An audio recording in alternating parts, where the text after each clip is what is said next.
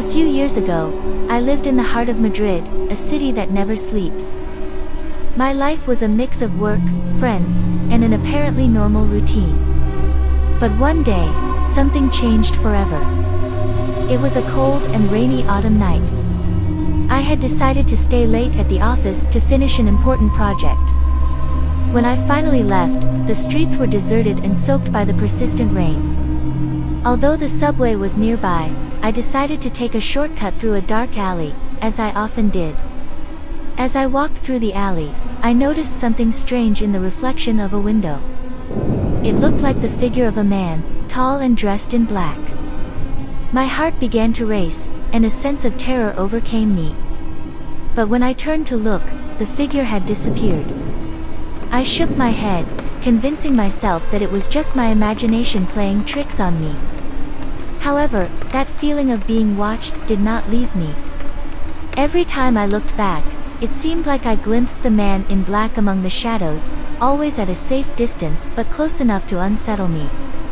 I attributed my fears to work-related stress and exhaustion, but I couldn't ignore the feeling that something was wrong. I decided to take the subway to go home and get away from the desolate streets. The train was crowded, and I felt momentarily relieved by the crowd. But my relief faded when, in the midst of the crowd, I saw the man in black again.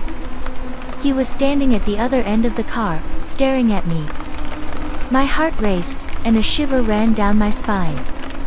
I tried to distract myself with my phone, but every time I looked up, he was still there. I immersed myself in my thoughts, convincing myself that I was being paranoid. But when I finally reached my stop and exited the subway, the man in black did too. That was too much. I started walking faster, crossing streets and immersing myself in the city's hustle and bustle. But no matter how much I hurried, the man in black was always behind me, maintaining a safe distance. I began to tremble with fear and realized that I couldn't go back home. I didn't want this stranger to follow me to my doorstep. Finally, I decided to take a bus, thinking that I would be safer in a vehicle filled with people. When I got on the bus, I sat near the driver and anxiously looked back. The man in black also got on and sat at the back. Despite the crowd, I felt his eyes fixed on me. The bus ride turned into a nightmare. Every time I looked back, the man in black was there, his gaze fixed on me. I began to cry silently, wondering why he was following me. What did he want from me? Finally, my stop arrived. I got off the bus trembling, but the man in black got off too. Desperate, I ran to a nearby cafe and took refuge inside. I looked out the window and saw him watching from outside. I couldn't take it anymore. I panicked and rushed to the cafe's restroom, seeking to escape that unsettling gaze. I locked myself in one of the stalls, trying to control my breathing. But then I heard a whisper coming from the next stall. I found you. My heart stopped. How did he know I was here? What did he want from me? Tears welled up in my eyes as I tried to stay calm. I felt madness taking over me. I needed help, but I didn't know who to turn to. The man in black continued to whisper, saying incomprehensible things that filled me with terror. I felt trapped, cornered in that dark bathroom stall. I didn't know what to do. Finally, I made a desperate decision. I burst out of the bathroom and into the street, ignoring the confused looks of people in the cafe. I ran and ran, without looking back, without stopping. But he was chasing me, always following me, always a few steps behind. The streets of Madrid turned into a labyrinth of nightmares as I tried to escape my invisible pursuer. People became threatening shadows, and the buildings seemed to close in on me. I was trapped in an endless nightmare, with no one to turn to. Finally, exhausted and desperate, I reached a dead-end alley. There was no escape. I turned around and saw the man in black slowly approaching me. I had no more options. I plunged into the darkness of madness, unable to bear the pressure of constant pursuit.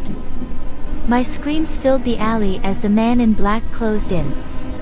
And then, in a last desperate act, I leaped from a precipice, ending my torment. When I opened my eyes, I found myself in a place I couldn't identify. I was in a dark room, with walls covered in graffiti and the sound of distant sirens in the air. My head throbbed with pain, and the feeling of terror still enveloped me like a cold blanket. Where was I? What had happened? I got up with difficulty and explored the room. The only way out was a half-open metal door leading to a dark and unfamiliar corridor. I had no other options, so cautiously, I moved down the hallway, trying to make as little noise as possible. The corridor seemed endless, and as I advanced, the sound of my own footsteps echoed in my ears. Every shadow and every corner felt threatening, and the feeling of being watched returned with force. I realized that the man in black was still with me, somewhere, waiting for the right moment to appear. Finally, I reached a partially open door at the end of the hallway. With caution, I pushed it open and entered a room illuminated by dim red light. My heart raced when I saw what was inside, a series of television screens showing images of myself, walking the streets of Madrid, running through the alley, jumping from the precipice. It was as if someone had been watching every moment of my nightmare. The voice of the man in black echoed in the room, cold and mocking. "Did you enjoy your little escape, dear?" I turned sharply toward the source of the voice and saw him, standing in a dark corner of the room. His eyes were hidden beneath the shadow of his hat, but his sinister smile was unmistakable. "Who are you? What do you want from me?" I stammered, struggling to find my words. He approached slowly, taking one step after another, like a stalking predator. "I am your worst nightmare, dear. I am the manifestation of your deepest paranoia and fears. And what I want from you is your sanity." My mind swirled in confusion. Was this real or just an illusion created by my own psychosis? I had no answers, only an overwhelming sense of despair. The man in black stopped in front of me, his cold and noxious breath brushing against my face. "You have chosen your fate, and it is a tragic one. Now, live it." With a swift motion, he threw me against one of the television screens, which shattered as I fell to the ground. Pain overtook me, and my vision blurred. I heard his echoing laughter as I faded into darkness. I woke up in my bed, drenched in sweat and panting. My heart was pounding, and I realized that it had all been a dream, a nightmare so vivid that it had left me paralyzed with fear. I took deep breaths, trying to calm myself, but the feeling that something was wrong still lingered. I got out of bed and went to the bathroom to splash my face with water. When I looked in the mirror, I saw myself, pale and with dark circles under my eyes. I realized that my mind was playing cruel tricks on me, that my paranoia had taken over. I decided to seek help, to talk to a professional who could help me deal with my fears and anxieties. I couldn't let my mind lead me down the same path of madness I had experienced in my nightmare. So, despite the persistent fear and the shadows lurking in the corners of my mind, I made the decision to confront my inner demons and seek the help I needed. Madrid, the city that never sleeps, was a place full of life and opportunities, and I wouldn't let the horror of my own mind trap me forever. The nightmare was over, but my struggle for sanity had only just begun. I hope this terrifying story has kept you on the edge of your seat. Don't forget to like and subscribe for more spine-chilling stories like this one. Until next time, friends.